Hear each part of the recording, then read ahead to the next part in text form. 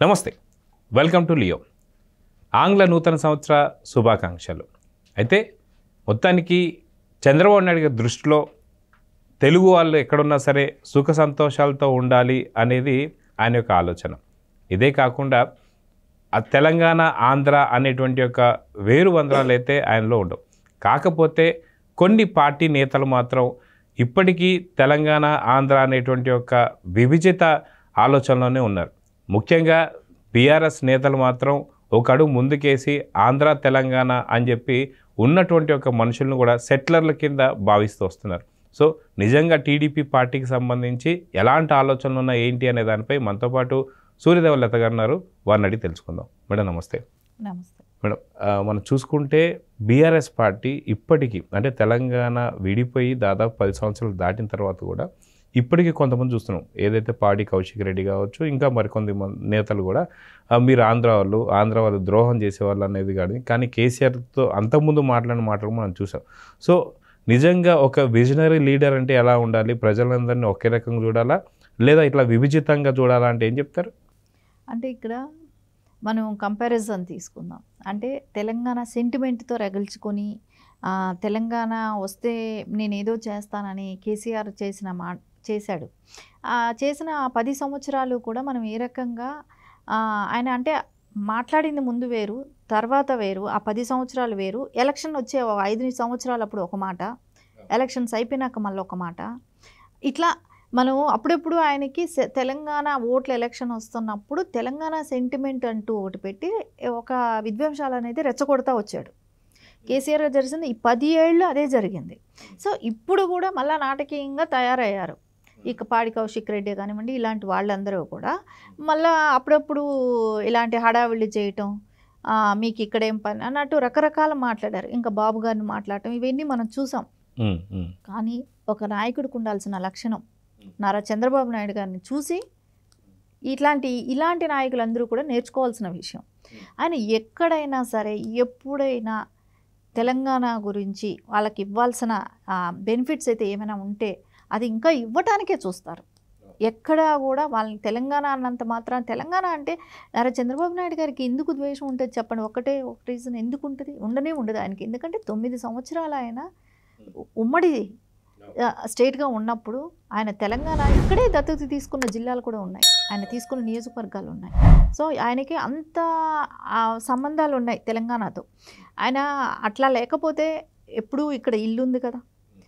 So బాబు గారు ఎక్కువ తెలంగాణ మీద ఆయనకి ఎప్పుడు కూడా తెలంగాణ ప్రజలన్నా కానీ తెలంగాణలో ఆయన ఉన్న సంబంధాలే కానీ ఆయన ఎప్పటికీ కూడా మర్చిపోలేరు. ఆయన ఏ రోజు కూడా తెలంగాణ, ఆంధ్ర అని ఒక రెచ్చగొట్టే మాటలు చెప్తూ రాజకీయాలు కూడా చేయలే. ఆయన చేయాలనుకుంటే ఇట్లా కేసీఆర్ లాంటి వాళ్ళలాగానే చేసి ఉండొచ్చు, కానీ చేయలేదు. ఆయన హుందాగా ప్రవర్తించారు. అదేలాగా తెలంగాణ రావటానికి కూడా ఆయన అదే రకంగా మద్దతు తెలిపారు. సో ఆయన ఒకటే చెప్పారు, నాకు 2 కళ్ళు సిద్ధాంతం అని అందరూ ఆ రోజున ఎగతాళి చేశారు. అందరూ హేళన చేసి మాట్లాడినాళ్ళు. ఏంటి 2 కళ్ళ సిద్ధాంతం అంటారు అని చెప్పి మాట్లాడారు. ఈ రోజున తెలుస్తుందా 2 కళ్ళ సిద్ధాంతం అని అంటే మీనింగ్ తెలుస్తుందా? ఇప్పుడు తెలియాలి కదా. ఆయనకి ఏది ఒక్కటి బాగోలేకపోయినా మొదటి బాధపడే వ్యక్తి నారా చంద్రబాబు నాయుడు గారు. తెలంగాణ బాగోలేకపోయినా, ఆంధ్ర బాగోలేకపోయినా బాధపడే వ్యక్తి. ఇరు రాష్ట్రాలు క్షేమంగా ఉండాలి, ఇరు రాష్ట్రాల్లో సంక్షేమాలు బాగా నడవాలి, ఇరు రాష్ట్రాలు సీఎంలు ఎవరు వచ్చినా కూడా మంచిగా పరిపాలించాలి అనే ఒక ఉద్దేశం ఉన్న నాయకుడు ఎవరైనా ఉంటారో, ఏ పార్టీలో ఉంటారో ఉండరో నాకు తెలియదు, కానీ అది మటుకు తెలుగుదేశం పార్టీ జాతీయ అధ్యక్షుడైన నారా చంద్రబాబు నాయుడు గారికి అలాంటి భావం ఉంటుంది. ఎందుకంటే ఆయన కష్టపడి డెవలప్ చేశాడు. ఆ బాధ ఏంటో ఆయనకి తెలుసు. ఆయన పెంచాడు, ఒక బిడ్డని పెంచినప్పుడు ఆ బాధ అంటే అది బాగుంటే ఆయనకి సంతోషం. చూస్తూ ఉంటే అది బాగా అభివృద్ధి చెందుతుంది, తెలంగాణ బాగుంది అని అంటే అమ్మ బాగుంది, నేను ఉన్నాను కదా దానికి సీఎంగా అనేది ఆయనకు ఒక ఆనందం కూడా ఉంటుంది. అది ఖచ్చితంగా అలా అది ఎవరికి ఉంటుంది? ఒక రాష్ట్రం డెవలప్ అవుతుంటే చూసి సంతోషించే గుణం ఎవరికి ఉంటుంది? పని చేసిన వాళ్ళకు ఉంటుంది. విజనరీ ఉంది కాబట్టి ఆయనకు ఉంటుంది. అది కూడా కంటే దాని మీద ఆయన శ్రమ ఉంది కాబట్టి అది ఎక్కడున్నా ఏ ప్లేస్లో ఉన్నా బాగుండాలి అని అనుకుంటారు. అది ఆయనకు ఉంది. అది మనకి ఇప్పుడు కూడా కనపడుతుంది మన కళ్ళకి.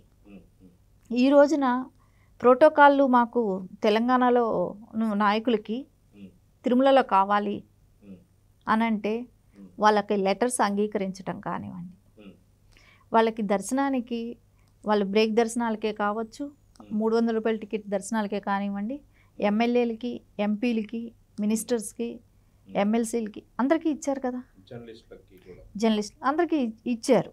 సో అంటే అక్కడ సమన్యాయం చేశారు. అదే ఇంకొకళ్ళు అయితే చేయరండి, ఎందుకు చేయాలి అని అంటారు. కానీ నారా చంద్రబాబు నాయుడు గారి ఉద్దేశం ఏంటంటే ఎక్కడ ఉన్నా కూడా ఒక్కటే, అన్నదమ్ములుగా విడిపోయాం కానీ మనం కలిసి బతుకుదాం, ఏ రెండు రాష్ట్రాలు చక్కగా అభివృద్ధి చెందాలనేదే ఆయన ఆలోచన. సో విడిపోయారు అంతే. ఎక్కడున్న రెండు రాష్ట్రాలు ఇద్దరు పైకి రావాలి, రెండు రాష్ట్రాల్లో ప్రజలు సుభిక్షంగా ఉండాలి అనుకున్నారు. ఈ రోజున హైకోర్టులో ఉన్న బెంచ్కి వాళ్ళందరికీ కూడా ప్రోటోకాల్ ఆంధ్రప్రదేశ్లో కల్పించాలి అని ఒక పెట్టారు. సో అంటే ఆయన ఉద్దేశం ఏంటి, అప్పుడు రెండు రాష్ట్రాలు విడిపోయినాయి కానీ తెలంగాణ ప్రజలు ఎప్పుడైనా ఆంధ్రాకి వస్తే, తెలంగాణ కేడర్ వీళ్ళందరూ వస్తే ఈ రాష్ట్రం మంది కాదా అనే ఫీలింగ్ వాళ్ళలో రాకూడదు. ఈ రాష్ట్రం కూడా వాళ్ళదే అంటే వాళ్ళదే అని అంటే వాళ్ళు వచ్చి పాపం ఆడేమీ చేసేసేది ఏమీ లేదు. కాకపోతే వాళ్ళకి ఒక టెంపుల్స్కి దర్శనానికి వస్తాయి, ఇలాంటి వాటిలో వాళ్ళకు ఇవ్వాల్సిన ప్రోటోకాల్ వాళ్ళకి ఇవ్వండి అనే ఒక ఉద్దేశం. అందుమూలన ఎక్కడ కూడా ప్రజల్లో ఒక విద్వేషాలు అనేది రావు. సో ఇప్పుడు వాళ్ళు స్వచ్ఛందంగా ఎక్కడ వెళ్ళినా ఆంధ్రప్రదేశ్ కూడా మాదే అని చెప్తారు తెలంగాణ ప్రజలు కూడా. ఎందుకంటే వాళ్ళని హక్కును చేర్చుకున్నప్పుడు వాళ్ళు అది ఎలా మర్చిపోతారు. అదేలాగా వాళ్ళకు కూడా ఇప్పుడు ఆంధ్ర వాళ్ళకు కూడా ఇక్కడ హైదరాబాద్లో వచ్చి స్వచ్ఛందంగా వాళ్ళ పనులు, వాళ్ళ వ్యాపారాలు వాళ్ళు చేసుకొని బతుకుతున్నారు. సో ఎవరిలో కూడా ఆ విధ్వంసాలు అనేది రెచ్చగొట్టకుండా, సో సజావుగా అందరూ ఎక్కడ ఎవరు ఏ పనులు చేసుకున్నా, ఎవరి రాష్ట్రం వాళ్ళది అభివృద్ధి చెందుతున్నా కూడా స్వచ్ఛందంగా ఎవరు అంటే మనం మనుషులు కలిసి ఉండాలి, మనసులు కలిసి ఉండాలి, రాష్ట్రాలు వేరవ్వచ్చు, అదే ఆయన నిరూపించారు. అయితే మనం చూసుకుంటే ఎలక్షన్స్ టైంలో కూడా కేసీఆర్ తన యొక్క ఎత్తుగడ వేయడం చూసాం. ఏదైతే నాగార్జున సాగర్ దగ్గర అక్కడ ఏదైతే గేట్లు ఏదైతున్నాయో 13 గేట్లు కబ్జా చేసినటువంటి ఒక పరిస్థితి కానీ, అక్కడ ఏదో జరిగిపోతుంది, ఖచ్చితంగా తెలంగాణని కాపాడుకోవాలంటే కేసీఆర్ తప్ప ఇంకెవరు ఉండరు అన్నట్టుగా ఎలక్షన్కి ముందు ఏదైతే 2 రోజుల ముందు చేసిన నాటకం మళ్ళీ ఇప్పుడు తర్వాత ఎక్కడ కూడా మనకు కనిపించడం లేదు. సో ఈ రకంగా రెచ్చగొట్టడం కావచ్చు, లేదంటే స్టూడెంట్ని మళ్ళీ రెచ్చగొట్టి తెలంగాణకి బీఆర్ఎస్ మాత్రమే అండగా ఉంటుందని చెప్పి కానీ, లేదా తెలంగాణలో ఉండే వాళ్ళందరూ కూడా ఎవరైతే సెటిలర్స్ ఉన్నారో వాళ్ళందరూ వెళ్ళిపోవాలని కానీ, లేదా పావడి కౌశిక్ రెడ్డి మాట్లాడిన మాటలు కానీ, ఇదంతా ఒక ఎత్తుగా చూస్తున్నాం. ఇంకో పక్క చూసుకుంటేనేమో సైబరాబాద్ కానీ, లేదా ఇప్పుడు ఉన్నటువంటి ఒక హైటెక్ సిటీ కానీ పూర్తిగా నిర్మాణం అయింది మాత్రం చంద్రబాబు నాయుడు గారి చేతుల్లో. సో ఆయన ఇంత హక్కును తీర్చుకున్నటువంటి సందర్భంలో ఆయన జైల్లో ఉన్నప్పుడు గచ్చిబౌలి స్టేడియంలో జరిగినటువంటి ఒక మీటింగ్ అని అందరూ చూస్తున్నాం. సో ఇద్దరు నేతలకి సంబంధించి ఇలాంటి వైరుధ్యం ఉండడం వల్లనే 2024 ఎలక్షన్స్లో ఇలాంటి తీర్పు వచ్చిందా అంటే ఏమని చెప్తారు? ఇక్కడ ఒక్కటే మనం గుర్తుపెట్టుకోవాల్సింది ఒకటి ఉంది, జగన్మోహన్ రెడ్డి, కేసీఆర్ ఇద్దరూ ఒకటే, గురు శిష్యులు. వాళ్ళకి వ్యాపార లావాదేవీలో వాళ్ళిద్దరూ మంచి దోస్తులు. కానీ అక్కడ మీకు ఒక్కటే, ప్రజలు కలవకూడదు. వాళ్ళ ఉద్దేశం ఏంటి, తెలంగాణ ఆంధ్ర ప్రజలకిలో విధ్వంసాలు రెచ్చగొడుతూ ఉండాలి. కానీ వాళ్ళిద్దరూ మటుకు వ్యాపారాలకు సజావుగానే జరిగింది. ఒకరింట్లో ఒకళ్ళు వచ్చి భోంచేయటాలు, వెళ్ళటాలు, తిరగటాలు అన్నీ జరిగాయి, అందరం చూసాం కదా. అదిగాక ఏపీ కూడా డెవలప్ కాకుండా నేను చూసుకుంటాను, తెలంగాణ డెవలప్ అయితే నా ఆస్తులన్నీ కూడా తెలంగాణ ఉన్నాయి కాబట్టి విచ్చలవిడిగా నేను ఏపీని డెవలప్ చేయను, మీరు తెలంగాణ డెవలప్ చేసుకోండి అన్నట్టుగా వదిలేసినట్టు కనిపిస్తుంది. ఇప్పుడు మనం సాగర్ విషయంలో తీసుకున్నప్పుడు ఏంటో యుద్ధ వాతావరణం లాగా ఆ పోలీసులు ఈ పోలీసులు నిలబడ్డారు. ముందంతా ఏం 1 నెల ముందు వరకు కూడా వాళ్ళ ఇంటికి వీళ్ళింటికి తిరుగుతూనే ఉన్నాడు కదా జగన్మోహన్ రెడ్డి. అంటే ఎలక్షన్ ముందు నటించటం. సో ప్రజల్లో ఇలాంటి విధ్వంసాలు రెచ్చగొట్టాలి. సో బీఆర్ఎస్ అంటే తెలంగాణ ఇది కేసీఆర్ ఉంటే ఏదో కంచుకోటలాగా ఫీల్ అయ్యాడు అని ఆయన ప్రజలకు చెప్పాలనే ఆలోచన. నేను ఉంటే ఒక తెలంగాణని ఎవరు ఏమీ చేయలేరు అనే ఒక ప్రజల్లోకి అలాంటి నినాదం తీసుకెళ్లాలనేది ఆయన మెయిన్ ఆలోచన. దానికోసమే ఆయన ఏదైనా చేస్తూ వచ్చాడు. సో అది ప్రజలు గుర్తించారు. ఎన్ని రోజులండి నటనలు కానివ్వండి, ఇలాంటి మాటలు కానివ్వండి, ఎన్ని రోజులు నమ్ముతారు. సో అది గుర్తించబట్టే జరిగింది. ఇంకోటి నారా చంద్రబాబు నాయుడు గారి విషయంకి వస్తే అరెస్ట్ అయినప్పుడు వీళ్ళు మాట్లాడిన మాటలు అప్పటికే ప్రజలు ఫుల్గా గ్రహించారు. ఎందుకంటే ఇవన్నీ కూడా కేసీఆర్ మనల్ని రెచ్చగొట్టాడే కానీ నారా చంద్రబాబు నాయుడు గారు ఎప్పుడూ కూడా తెలంగాణకి వ్యతిరేకం కాదనేది ప్రజలు గ్రహించారు. ఆ గ్రహించబట్టే కదా ఈ రోజున కేసీఆర్ గారు ఓడిపోవటమే కానివ్వండి, ఇంత భారీ మెజార్టీ ఆంధ్రప్రదేశ్లో రావటమే కానివ్వండి, ఇవన్నిటికీ కూడా అదే సభ్యత్వాలు కూడా ఇక్కడ తెలంగాణ నమోదు కావడం కాదు, సభ్యత్వాలు నమోదు అవటం ఒకటేనండి. ఇంకొకటి ఇదంతా డైరెక్షను ఇప్పుడు జగన్మోహన్ రెడ్డి కేసీఆర్ గారి మాట అన్నీ వింటాడు. సో మేబీ వీళ్ళిద్దరు కలిసి అరెస్ట్ చేయించారా నారా చంద్రబాబు నాయుడు గారిని? ఆ రోజు జైలుకి పంపించడంలో కూడా కేసీఆర్ గారి పాత్ర ఉందా? ఉంటుంది కదా. ఎందుకంటే వాళ్ళిద్దరూకి ఒకళ్ళు చేసే జగన్మోహన్ రెడ్డి చేసే ప్రతి పని కేసీఆర్ గారికి తెలుసు కదా.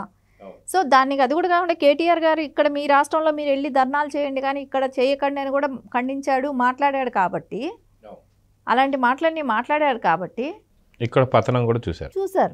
సో అది ప్రజలు గ్రహించారండి. మనం ఇప్పుడు ఎన్ని రోజులైనా సరే మనం చెప్పేటివన్నీ నమ్ముతున్నారు అని అనుకుంటే అది వాళ్ళు ఫూల్ అయ్యారు కూడా యాక్చువల్లీ. సో ప్రజలు గ్రహించారు ఇవన్నీ కూడా కేసీఆర్ అండ్ జగన్మోహన్ రెడ్డి ఆడుతున్న డ్రామాలే. సో అనేది ప్రజలు గుర్తించారు. దాని రిజల్టే మనం చూసాం. సో చూద్దాం మేడం, ఖచ్చితంగా ఎలాంటి లీడర్ కావాలి అనుకునేది మాత్రం ఖచ్చితంగా ప్రజలు మాత్రం గ్రహించారు.